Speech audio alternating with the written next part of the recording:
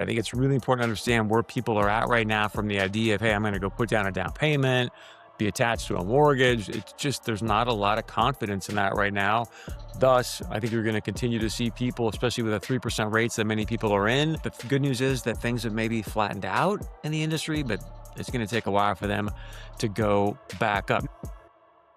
Today, you and I are going to be like the gray one, Wayne Gretzky. We're going to go where the puck is going rather than where it's been. We're going to dive into the Lennar and KB Homes Q2 2026 earnings calls. Now, why would we do that on the self-storage report? Because this tells you where the puck is going, where people are building, where they're buying lots. And of course, as we've been talking about now here for quite some time on the self-storage report, the price of land and what is happening there. Very, very important metric to pay attention of. Welcome to the show. I'm Chris Berg, Head of Business Development with Abernathy Development. Please subscribe here to the show so you can be the first to get the great content that we're putting out here every single week. And of course, if you're out there developing, buying, acquiring sites, go check out storagedemandscore.com to ensure that there's actually demand for your product in that market. It's powered by Tract IQ. Now, before we get into any of this, we have to address what is going on with public storage. I mean, they're just dropping the hammer in 2026. Come out of the gates, dropping PS 4.0, do the JV with Welltower. Oh yeah, by the way, just a $10.5 billion deal with NSA. And then they came out this week and dropped another $1.2 billion on Public Storage Canada. Absolutely incredible. 68 sites, 5.3 million square feet. Obviously going to be very, very good for them because there's a lot less supply in Canada than there is in the United States. So keep your eye on that. The stock has been performing extraordinarily well. We talked about this on the last show where maybe not today, but as of the last show, public storage is actually outperforming the QQQ, the S&P 500. So I think what people are buying there is the platform. So I think it's a really, really important company to keep your eye on. One other thing I'll share with you, they manage a lot of our assets, actually all of them at this point. And so they're actually doing a 3 p.m. kind of bonus session at the California SSA coming up in July. First time they've ever done that as well for their 3 p.m. partner. So public storage is making movements.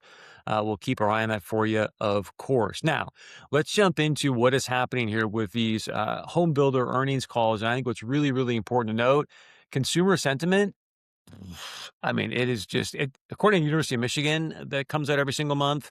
And look, it's kind of debatable how they measure this, but it's the worst it's ever been since like the 1950s, right? So I bring all that up because you got to think about, hey, if consumer sentiment is really, really low, there's low confidence. What does that mean for people actually now going in and trying to get a mortgage, buy a home? We'll jump into that as we get into some more of these details from what's happening within these calls. First, though, what I want to do is I want to share with you this, because if you remember back in early 2026, a lot of people were talking about, hey, there's probably going to be some rate cuts. I think like we could pull some rate cuts out here in 2026. Well, Bank of America just came out.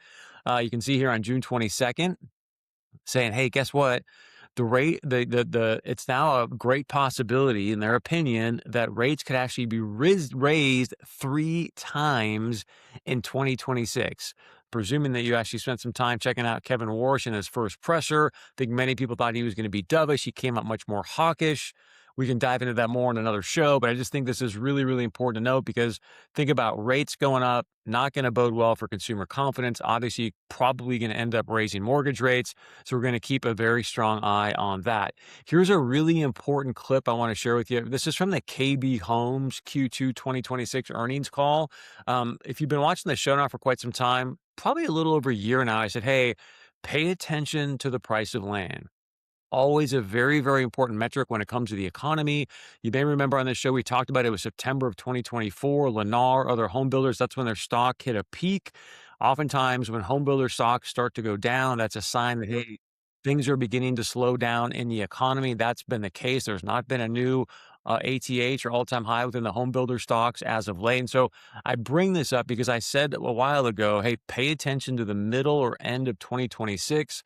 That's when I believe you're going to see land prices start to go down. Very important metric that you want to pay attention to. So this is a call. Here's what, so they were asked a question by one of the analysts on the KB Home Q2 2026 earnings calls. Here's a little bit about what they had to say.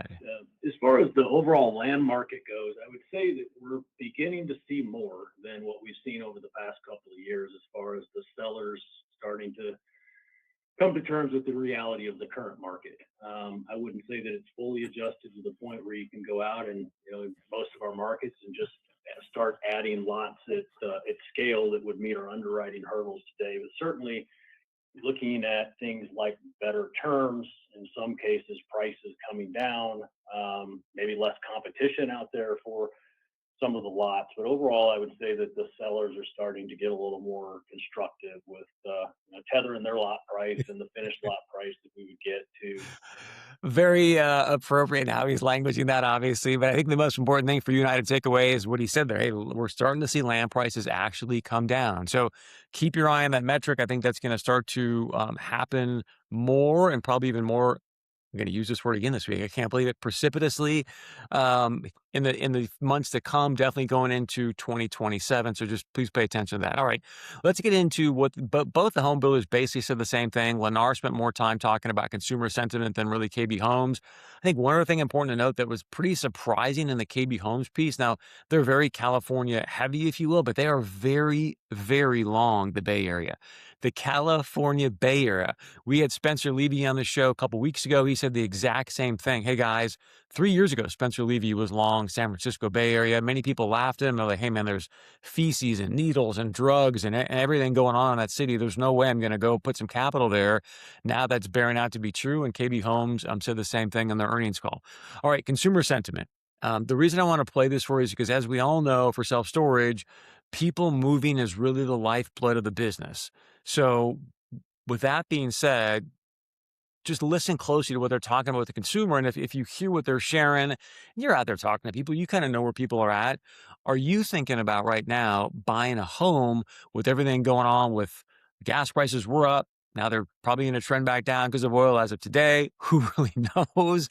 But also just because of the AI situation, how many people are have trepidation about obviously the security of their job. So let's jump into what some of the people from Lennar's had to say about inflation and consumer sentiment. When families see gasoline at the pump and electricity bills climb, their willingness to make major financial commitments, including purchasing a home, moderates, even when their underlying desire to own has not changed. So I want to play that clip for you because I also saw it a very important, and I wish I had it for you today, but a recent article, I think it was 1/3, it's either 1/3 or 1/4 of people now that are 35 or younger are living with their parents. So you could say, hey, Chris, that's bullish for storage because now there's obviously less room in that house. They're going to need more storage. So I think I can buy that thesis to a certain extent, but also as you and I both know, people moving and buying homes, that is really the lifeblood of the business. So the longer those people stay put, obviously the less housing activity that's happening. This inflation backdrop most likely has taken the Federal Reserve off the table as a near-term source of relief. The federal funds rate remains at 3.5 to 3.75, and there's little probability of a cut in the immediate future. So there he is, basically just sharing what I said at the top. B of A now suggesting there could actually be 3 rate hikes rather than many people anticipating cuts at the beginning of the year.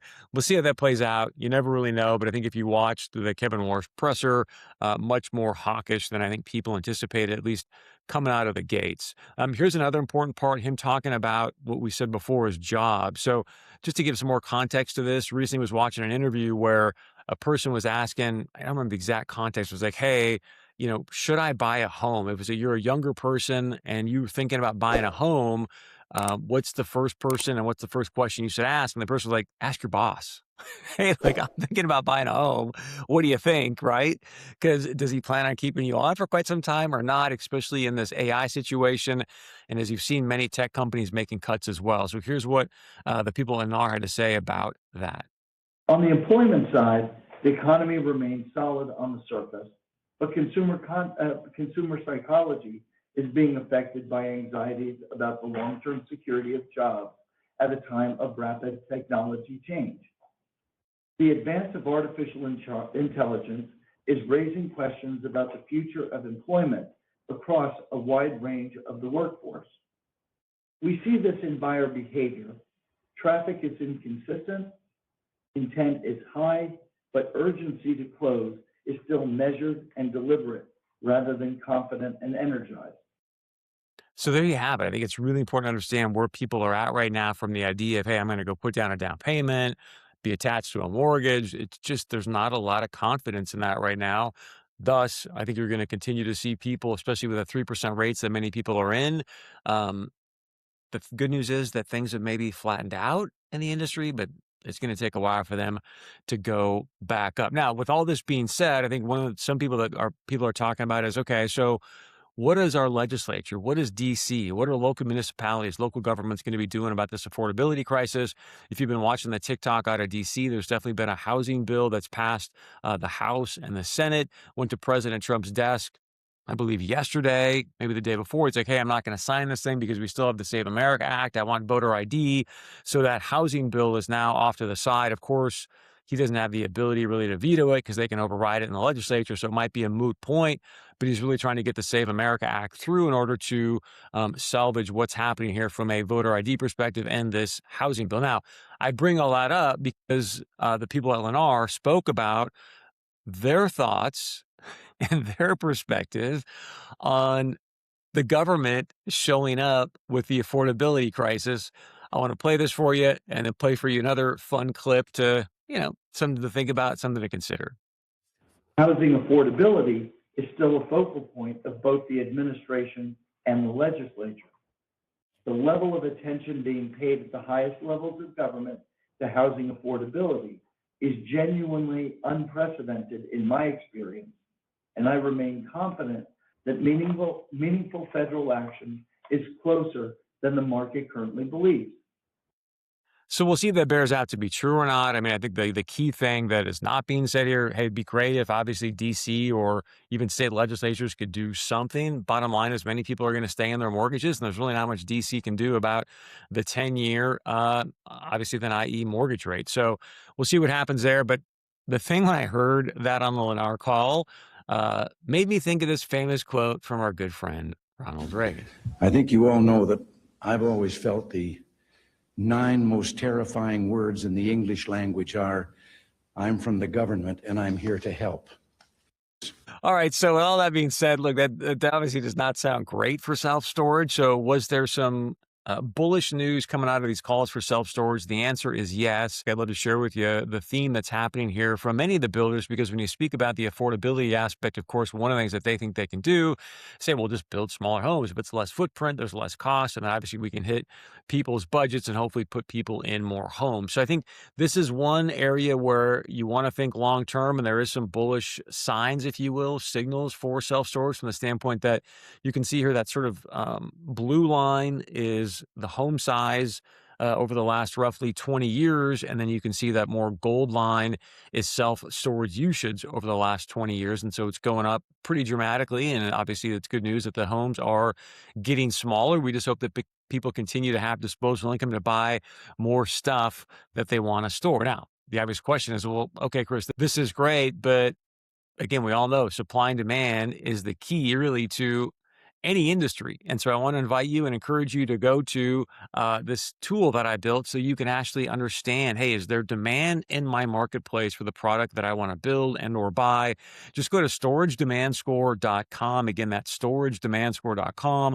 All you do is you put in an address here, put in the net rentable square feet that you're going to build, or even what you want to buy, or it might be 0 because obviously it's an acquisition.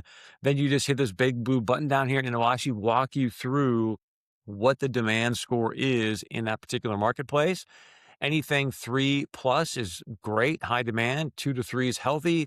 1 to 2 is moderate. Below 1, not a lot of demand there for your product. So again, storagedemandscore.com. Check it out. We'd love to know your thoughts there, especially if you had a chance to take a listen to the Lennar and or KB home builders calls. And are you bullish or bearish in self-storage right now? Thanks so much for joining us. I'm Chris Berg. This is the Self Storage Report. Please share this with your friends and colleagues. And again, be sure and subscribe to the channel.